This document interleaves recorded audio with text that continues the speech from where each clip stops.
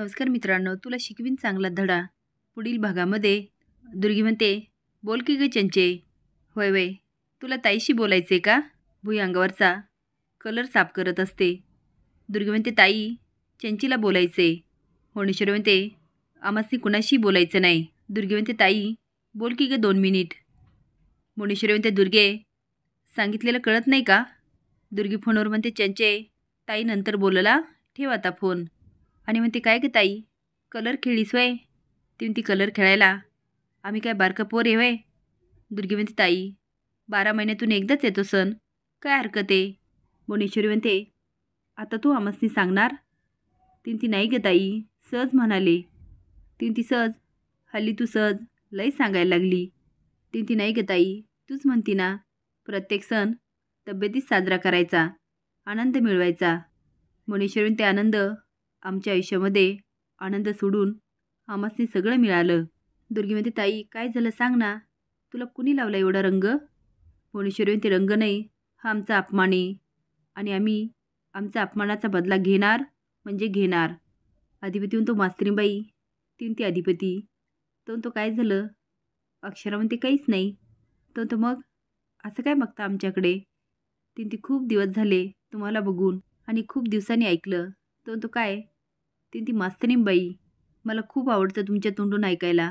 मास्तरीबाई मला खूप आवडतं तुमच्या तोंडून. तो म्हणतो, मला वाटलं होतं तुम्ही घरी पोहोचला असशील, सुट्टीचा दिवस आहे ना आज. अक्षरा म्हणते, थोडंसं स्कॉलरशिपचं काम होतं म्हणून आले होते. निघाले होते पण मध्ये एका मुलाला लागलं. हे मुलं किती रंग खेळतात आणि धडपडतात. अधिपती म्हणतो, वय त्यांचं धडपडण्याचं, गुडघे नडगे फोडायचं. आता नाही खेळणार तर कधी खेळणार? अक्षर हसून म्हणते, तुम्ही नाही खेळत रंग? तो म्हणतो, हां आत्ता खेळो की. ती कधी? तो म्हणतो, तुमच्या संग. ती तुम्हाला रंगपंचमीच्या शुभेच्छा. तो पण शुभेच्छा देतो. तेवढ्यात रंग उधळतात. आता दोघं पण हसायला लागतात. अधिपती म्हणतो, आज काय रंगाने आंघोळ घालतेत वाटतं. अक्षरा मस्त केस उडवत तिचा रंग झटकत असते. तो बघून म्हणतो, राहू द्या, बेरंग आयुष्य असल्यापेक्षा रंगीत आयुष्य चांगलं. दुर्गी म्हणते, ताई तू सांग ना, तुला कोण बोललं? मोठे मालक? मोनेश्वरी म्हणते, तुला कसं कळलं? ती वाटलंच. मोनेश्वरी म्हणते, बरोबर तुझा अंदाज. दुर्गी म्हणते, वाटलंच मला, तेच तुला बोलली असणार. सणवार आला की नाही त्यांना चेव येतो ना. ह्या घरामध्ये तुला दुसरं कोण बोलणार आहे? आणि ताई तू कशाला ऐकून घेतीस ग त्यांचं? एकदा की तोंड सोडलं लय बोलत्यात ग. ती दुर्गे तू तोंड सोडू नकोस, तोंड सांभाळून बोल. मोठ्या मालकांबद्दल बोललेलं आम्हासनी आवडणार नाही. पण दुर्गी काही शांत बसत नाही, तिची बडबडच चालू असते. ती ताई एवढं करून तुला काय मिळालं? अगं मोठे मालक हल्ले करतात हल्ले.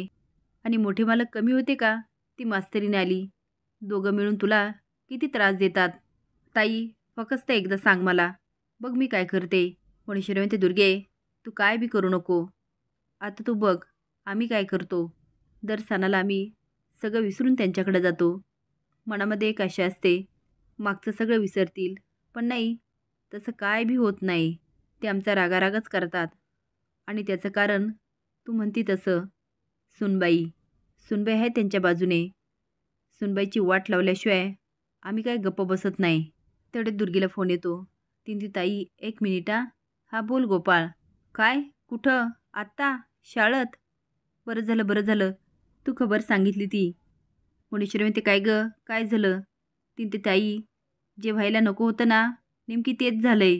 दुर्गी म्हणते, ताई ती मास्तरीण आणि अधिपती शाळेत भेटले. आता मात्र भुवनेश्वरीचे होशच उडतात. बाहेर बागेमध्ये चारच बसलेला असतो आणि त्याला भुवनेश्वरीचं बोलणं आठवतं की आम्ही बी त्यांचा संसार मोडणार. तेवढे आजी येते आणि ते जावयापू काय झालं? तो आता भुवनेश्वरी काय बोलली हे सांगून म्हणतो, आई तुम्ही कसल्या मुलीला जन्म दिला? आजी म्हणते, तुम्ही शांत व्हा बरं. तो म्हणतो, आई ही विकृती स्वतःला काही मिळालं नाही म्हणून माझ्या मुलाचा संसार मोडते. आजी म्हणते, पण तिला जे पाहिजे होतं ते तुम्ही दिलंच नाही ना. चारस म्हणतो, आई बस ना आता, आता तरी तिची वकिली करू नका. अक्षरा म्हणते, आयुष्यामध्ये हे रंग पाहिजे. तो म्हणतो, नाही हो, खरेखुरे रंग पाहिजे, आनंद समाधान पाहिजे, शांती पाहिजे. पण तुम्ही हटिवादपणा करताय. ती अधिपती तसं नाही आहे. तो तसंच आहे. अक्षरा एकटक बघत असते. तो काय झालं? असं काय बघायला? आता अक्षरा हसायला लागते. तो हसायला काय झालं? ती तुम्ही एकदा म्हणा ना. तो असं म्हणून तो काय? ती मास्तरींबाई, तुमच्या तोंडून ऐकायला मला खूप छान वाटतं. तो बघा मास्तरींबाई, फक्त बघत बसू नका. मी काय म्हणतो ते नीट ऐका. हे जे काही चाललं ना ते बरोबर चाललेलं नाही आहे. मी स्वप्नात पण विचार केला नव्हता आपल्या दोघांमध्ये असं काही होईल. मला वाटलं होतं आपली जोडी म्हणजे आदर्श जोडी, जगात भारी जोडी. अक्षरा म्हणते आहे. आदर्श जोडीमध्ये भांडण नाही होत का? प्रेम आहे म्हणून भांडण होतात. अधिपती चिडायला लागतो. पण अक्षरा मात्र एकदम शांत असते.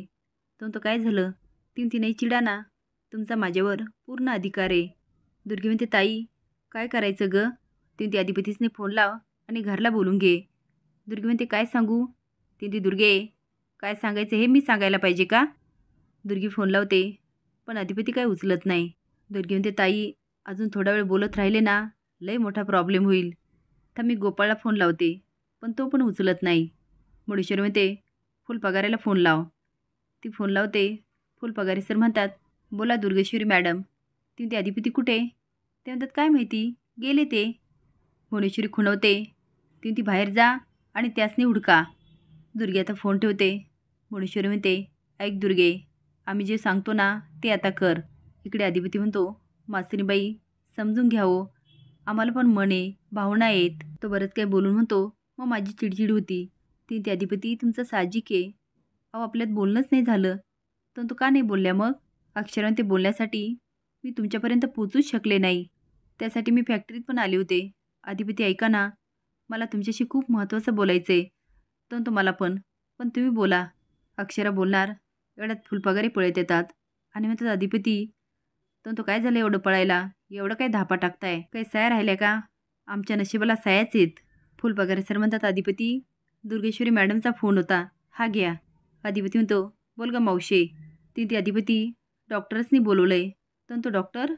ती ताईची तब्येत लई बिघडली या, तिला घाम फुटलाय. मी पदरांनी वारं घालते पण ओली चिंब झाली. तो अगं गोळ्या नव्हत्या दिल्या का? असं कसं झालं? ती काय माहिती एकदम ओली चिंब झाली आणि चक्कर येऊन पडली. मला तर काहीच सुचाना, तुम्ही लवकर या. हे सगळं अक्षरा ऐकते आणि म्हणते काय झालं, मी येऊ का? दुर्गे म्हणते अधिपती मला तर वाटतं हार्ट अटॅकच आहे. ती मास्तरी नाही का तिथं, तिला अजिबात आणू नका, नाहीतर ताईची तब्येत अजून बिघडल. अधिपती फोन ठेवतो. अक्षरा म्हणते मी येऊ का? तो नको नको, पण आपलं बोलायचं बाकी या, आपण नंतर बोलूया. पण आपण बोलूया, आपण भेटूया. अधिपती घरी येतो. भुवनेश्वरी म्हणते तुमच्या अर्धांगिनी भेटल्या होत्या का? तुम्ही कसे भेटले? आता मात्र भुवनेश्वरीच्या बोलण्यामुळे अधिपतीला संशय येतो. घरी अक्षरा म्हणते आई आता सगळं चांगलं होणार. असेच नवीन अपडेट जाण्यासाठी लाईक आणि सबस्क्राईब करा. धन्यवाद.